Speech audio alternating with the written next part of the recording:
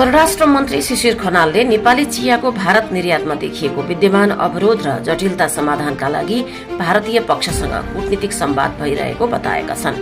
बिहिबार नेपाल उद्योग वाणिज्य महासंघको टोलीसँगको भेटका क्रममा परराष्ट्र मन्त्री खनालले सो जानकारी गराएका हुन्। नेपाली चियाको निर्यातमा देखिएका समस्या समाधानका लागि हामीले भारतीय अधिकारीहरूसँग कुराकानी अगाडि बढाइसकेका छौं। उनले भने समस्याको व्यावहारिक समाधान निकाल्न कूटनीतिक तहबाट ठोस पहल भइरहेको छ। भारतीय पक्षबाट प्राप्त जानकारी अनुसार यसको छिट्टै समाधान निस्किनेछ।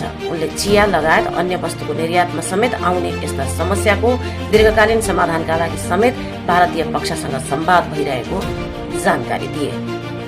महासंघका अध्यक्ष अञ्जन श्रेष्ठको नेतृत्वको एक टोलीले बिहिबार परराष्ट्र मन्त्री शिशिर खनाललाई भेट गरी अवरोध हटाउन आग्रह गरेको थियो।